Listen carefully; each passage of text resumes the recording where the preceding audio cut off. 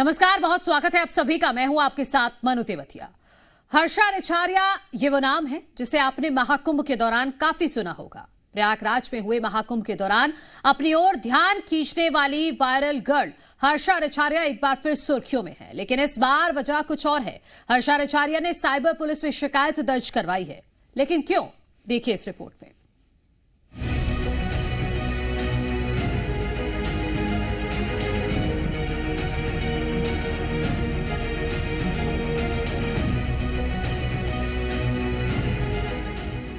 हर्षा रिछारिया जो महाकुंभ में वायरल साध्वी के रूप में फेमस हुई थी, प्रयागराज में आयोजित हुए महाकुंभ में हर्षा रिछारिया खूब सुर्खियों में रही। महाकुंभ से हर्षा के कई फोटोज और वीडियोज सोशल मीडिया पर वायरल हुए थे। हर्षा रिछारिया सोशल मीडिया पर भी काफी मशहूर है। हालांकि अब यही सोशल मीडिया उनके लिए परेशानी का सबब बन रहा है। हर्षा रिछारिया के नाम से लोग फर्जी आईडी बनाकर फ्रॉड कर रहे हैं। इस मामले को लेकर हर्षा रिछारिया ने भोपाल में साइबर थाने में शिकायत दर्ज कराई है।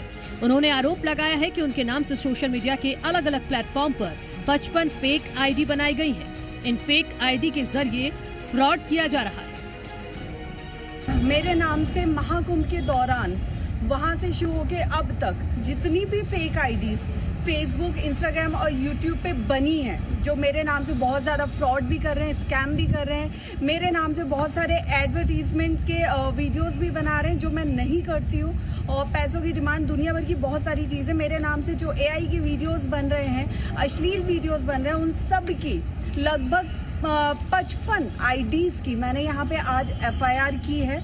ये एफआईआर की कॉपी है और मैं उम्मीद करती हूँ कि बहुत जल्द इन सारे लोगों को इसकी सजा, इसका दंड जरूर मिलेगा। हर हर महादेव, जय श्री राम। इससे पहले भी हर्षा रिछारिया ने आरोप लगाया था कि एआई से बने वीडियो पोस्ट कर उन्हें बदनाम किया जा रहा है। उनके नाम से सोशल मीडिया के अलग अलग प्लेटफॉर्म से गलत वीडियो पोस्ट किए जा रहे हैं, जबकि इन आईडी से उनका कोई लेना देना नहीं है। कितना आसान होता है ना किसी भी ऐप से किसी भी लड़की के घटिया वीडियोस बना के उसे वायरल करना, बिना ये सोचे कि उस लड़की पे या उसके परिवार पे क्या गुजरेगी। कल को अगर यही वीडियोस आपकी घर की बेटी की बनते ना, तो शायद आप इन वीडियोस को डिलीट करवाते, उस इंसान के अगेंस्ट आवाज उठाते। जरा सोच के देखिए कि आप लोग किस पाप के भागीदारी बन रहे हैं। आप लोग क्या कर रहे हैं? जो लोग गलत कर रहे हैं वो तो कर ही रहे हैं, लेकिन आप लोग क्या कर रहे हैं ऐसे लोगों को बढ़ावा देके? हर हर महादेव। हर्षा रिछारिया अपने आप को सनातन धर्म का प्रचारक मानती हैं और ऐसे में फेक वीडियो और आईडी से उनकी छवि को काफी नुकसान पहुंचा है, जिसके चलते फेक वीडियो और आईडी से छवि बदनाम करने वालों पर हर्षा ने अब एक्शन लिया है। उन्होंने भोपाल के साइबर क्राइम थाने में शिकायत दर्ज करवाई है। हाथों में पेपर लिए और अपना दर्द बयां करते हुए हर्षा रिछारिया का वीडियो सोशल मीडिया पर वायरल है। ब्यूरो रिपोर्ट, जी मीडिया। वहीं इस मामले में साइबर पुलिस का कहना है कि शिकायत के आधार पर एफआईआर दर्ज कर ली गई है। पुलिस जांच कर रही है और जल्द ही एक्शन भी लिया जाएगा।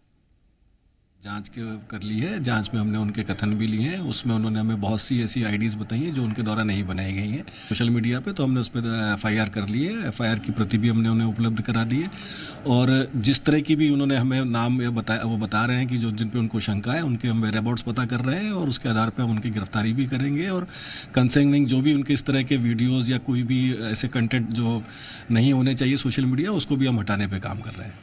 नहीं, नामजद एफआईआर नहीं हुई है। उसमें उन्होंने कुछ लोगों को शंका जाहिर की हुई है। हम उनके अभी उस पर वेयरअबाउट चेक कर रहे हैं कि किस व्यक्ति का क्या रोल हो सकता है। और इस वक्त हर्षा रिछारिया खुद हमारे साथ लाइव जुड़ गई हैं। हर्षा, बहुत बहुत स्वागत है जी मध्य प्रदेश छत्तीसगढ़ पर। बहुत बहुत धन्यवाद। हर्षा, कौन है जो आपकी छवि को नुकसान पहुंचाना चाह रहा है, जिसकी वजह से आपने थाने का रुख किया है? थाने का रुख देखिए, मैं पहले ही कर चुकी थी। आज से 15 दिन पहले जब मैं भोपाल आई थी, उस वक्त भी मैं साइबर सेल गई थी और मैंने कुछ, तब मेरे सामने जो गिनी चुनी आईडीज आई थी, मैंने उनके अगेंस्ट कंप्लेन करवाई थी और फिर मुझे तुरंत भोपाल से जाना पड़ा। लेकिन भोपाल से जाने के बाद फिर धीरे धीरे मेरे सामने बहुत सारी आईडीज आई और जो एआई के एडिटेड वीडियोस हैं वो मेरे सामने आए, और जब मुझे उसका पता लगा तो उससे मैं बहुत ज्यादा परेशान होना शुरू हुई। और एक मोमेंट ऐसा आया कि जब मैं डेली एक दिन में मैं 30-35 लोगों की लाइक मैसेज कॉल रिसीव कर रही थी, मेल रिसीव कर रही थी कि आपका ये फेक आईडियो है, आईडी फेक वीडियो है। तो वो देख देख के मैं बहुत ज्यादा मेंटली टॉर्चर होने लगी थी, जिससे मैं बहुत ज्यादा परेशान हुई हूँ। और फिर मैं वापस भोपाल आई। मैंने जो मेरा पिछला स्टेटमेंट था, मेरी पिछली जो एप्लीकेशन मैंने लगाई थी उसमें और सारी नामों को बढ़ाया। आई थिंक 55 के करीब आईडी के हमने उन्हें नाम दिए हैं, पूरा यूआरएल वगैरह सब दिया हुआ है, और जिसका वो इन्वेस्टिगेशन अब स्टार्ट करेंगे। तो आपको कब पता चला कि आपके बारे में इस तरह से फेक आईडीज बनाई गई हैं और आपको बदनाम करने की कोशिश की जा रही है? वही मैंने आपको बताया ना कि मुझे ये फेक आईडी वाला कुंभ में ही पता चला, जिसका मैंने भोपाल आके कुछ आईडीज के खिलाफ, जिनका मुझे पता चला कि ये मेरे नाम से अपना स्कैनर लगा के मेरे वीडियोस पे और लोगों से पैसे मांग रहे हैं, डोनेशन के नाम पे, सब चीजों के नाम पे। तो मैंने उन 3-4 आईडीज के अगेंस्ट 15 दिन पहले भोपाल में साइबर सेल में कंप्लेन की थी। लेकिन यहाँ से जाने के बाद उसके बाद मुझे एआई वीडियोस के बारे में और बाकी इतनी सारी आईडीज के बारे में पता चला। तो अब जाके मैंने उन सारी आईडी को मेंशन करते हुए, कुछ हमारे धर्म के लोग हैं, कुछ दूसरे धर्मों के भी लोग हैं जो मेरी छवि को बिगाड़ रहे हैं, और उन सारी आईडीज के मैंने स्क्रीनशॉट्स लेके, यूआरएल लेके सब पुलिस में दिए हैं। तो पुलिस की तरफ से आपको क्या कहा गया है, किस तरह का आश्वासन मिला है? उनका यही कहना है कि जल्द से जल्द इस केस पे काम करेंगे, और जितने लोग इसमें मुझे परेशान कर रहे हैं, जिनके भी द्वारा ये आईडीज बनाई गई हैं, जिनके द्वारा मुझे परेशान किया जा रहा है और मेरा नाम खराब करने की जो कोशिश की जा रही है, उन सब पे बहुत जल्दी एक्शन लिया जाएगा। तो हर्षा, कौन है जो आपका नाम खराब करना चाहता है और आप ही को क्यों आखिर टारगेट किया जा रहा है? आपको क्यों, क्या लगता है? देखिए, कुंभ में आने से पहले मैं अपने धर्म के पक्ष में और दूसरे धर्मों के विरोध में खुल के बात करती थी, जिससे काफी लोग हुई थी। उसके बाद जब मैं कुंभ में गई और रातों रात महादेव की कृपा जब मुझे प्राप्त हुई, उसके बाद बहुत से लोगों को दिक्कतें शुरू हुई। उसके बाद जो मेरे पुराने वीडियोस थे उन्हें ट्रोल करना स्टार्ट किया गया, जबकि वो मुद्दा नहीं था। वो मुद्दा कोई भी इंसान, अभी तो आज तो मैं साध्वी नहीं हूं, लेकिन अगर मैं साध्वी होती भी तो भी वो मुद्दा नहीं होता, क्योंकि मेरी एक पास्ट लाइफ थी, उसको बदल के डाइवर्ट करके मैं आज एट प्रेजेंट दूसरी लाइफ जी रही हूँ। तो ये मुझे लगता है धर्म के लिए बहुत गर्व की बात होनी चाहिए कि एक लड़की ग्लैमर छोड़ के साध्वी बन गई, उससे भी आपत्ति नहीं होनी चाहिए थी। तो वहां से ट्रोल किया गया। उसके बाद जब उन्होंने ये देखा कि ट्रोल कर रहे हैं, इसका फर्क नहीं पड़ रहा, तो एआई से वीडियो जनरेट किए गए। उनका सीधा जो उद्देश्य है वो एक ही है कि हर्षा रिछारिया टूट जाए। वो जो बार बार अपने हर बात में बात करती है कि मुझे धर्म के लिए काम करना है, मुझे धर्म के लिए आगे बढ़ना है, मुझे धर्म से युवाओं को जोड़ना है। आपकी बातों से ऐसा लग रहा है कि आप पहचानती तो हैं कि वो कौन लोग हैं जो आपको टारगेट कर रहे हैं। कुछ लोगों को मैं जानती हूँ, सबको मैं नहीं जानती हूँ, लेकिन मुझे लगता है कि अगर कोई भी 10 लोग मिलके एक वीडियो को 50 लोगों तक पहुंचा रहे हैं, तो वहां से फिर वो 50 लोगों से वीडियो 50 लाख तक आसानी से आज की डेट में सोशल मीडिया के माध्यम से पहुंचाया जा सकता है। ठीक बात है। तो आपने कुछ नामजद भी एफआईआर दर्ज कराई है, नाम भी बताए हैं पुलिस को?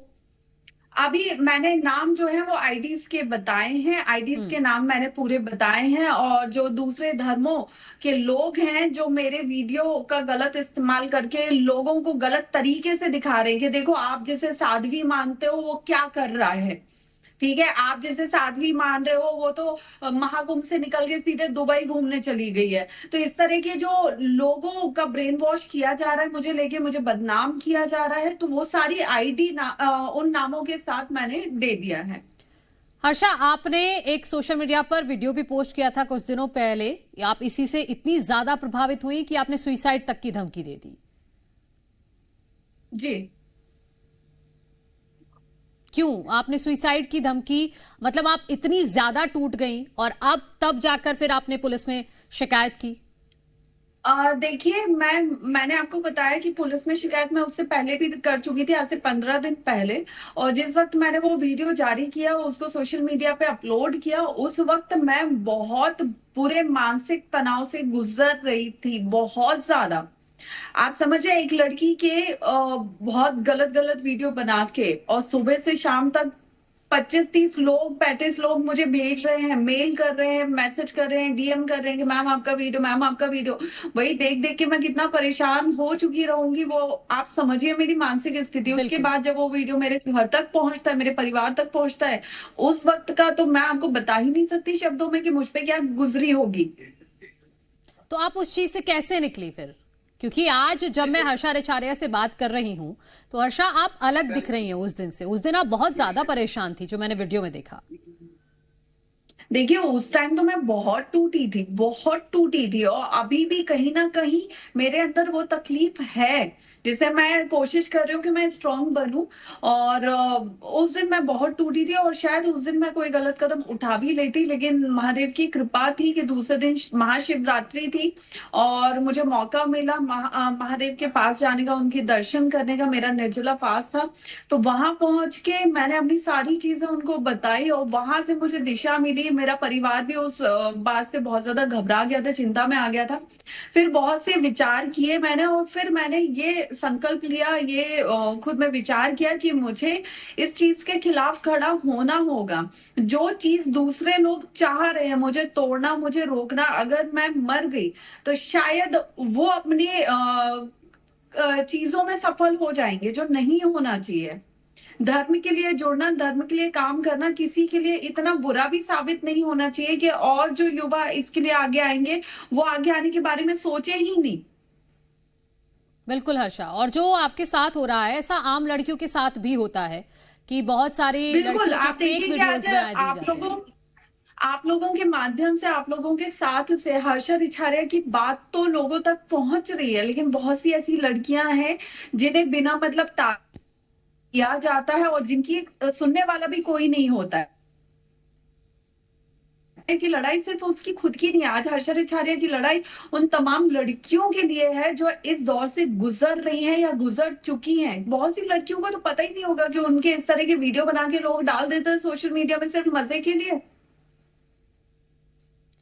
तो इसमें आप किस तरह की कार्रवाई चाहती हैं कि ऐसा फिर से दोबारा किसी लड़की के साथ ना हो? मुझे लगता है सबसे पहले तो जरूरी है एआई को बैन करना, उसको बंद करना, क्योंकि और कोई तरीका नहीं है एआई को रोकने का, ऐसे वीडियोस को रोकने का। और अगर एआई देश के लिए जरूरी है तो उसे सिर्फ ऑफिशियल यूज में रखना चाहिए, क्योंकि जब हम पब्लिक में कोई चीज बांट देते हैं ना, कोई खतरनाक हथियार पब्लिक में दे देते हैं, तो उसका कहीं ना कहीं मिसयूज भी होता है। और आप कितने लोगों के साथ बचेंगे? आज मुझे बचना पड़ रहा है कि मैं अगर किसी पुरुष के साथ, किसी भाइयों के साथ अगर मैं खड़े होकर वीडियो या फोटो क्लिक करवा लूंगी और वो सोशल मीडिया पे जाता है, तो कौन इसका क्या मिसयूज करेगा मुझे नहीं पता। तो मुझे लोगों से अभी बचने की जरूरत पड़ रही है, ताकि किसी को नया कोई फोटो वीडियो ना मिल जाए एडिट करने के लिए। तो मुझे लगता है सबसे पहले एआई पे काम करने की जरूरत है, उसके बाद ऐसे लोगों को सख्त सजा देने की जरूरत है जो इस तरह के कांड कर रहे हैं। क्योंकि अगर हम 4 लोगों को भी अच्छी सजा, सख्त सजा दे पाए ना, तो उन 4 से 4000 लोगों पे हम लगाम लगा पाएंगे, उनके अंदर डर पैदा कर पाएंगे कि इस तरह की कोई हरकत अगर कोई किसी लड़की के प्रति, किसी भी इंसान के प्रति करता है तो उस पर ये कार्यवाही हो सकती है। हर्षा, जब से आपने पुलिस कंप्लेंट की है उसके बाद से भी आपको अपने वीडियोस इस तरह के देखने को मिल रहे हैं? राइट, मुझे इस तरह के अभी भी वीडियोस देखने को मिल रहे हैं, और मैं मीडिया से भी इस चीज की निवेदन करूंगी, इस चीज की गुजारिश करूंगी कि आप लोग भी प्लीज ऐसे वीडियोस ना दिखाएं, क्योंकि उससे मुझे तकलीफ हो रही है। नहीं हर्षा, हमने तो नहीं दिखाया है, ये मैं पूरा पुख्ता जानकारी आपको दे रही हूँ कि जी मध्य प्रदेश छत्तीसगढ़ इस तरह के वीडियोस को प्रमोट नहीं करता है और ना ही हम दिखाते हैं। ठीक है, बहुत शुक्रिया हर्षा हमारे साथ जुड़ने के लिए। तो हर्षा रिछारिया जिन्होंने पुलिस में कंप्लेंट की है और 55 फेक वीडियो के खिलाफ एफआईआर दर्ज कराई है। अब देखना होगा कि इस मामले में पुलिस की तरफ से क्या कार्रवाई की जाती है।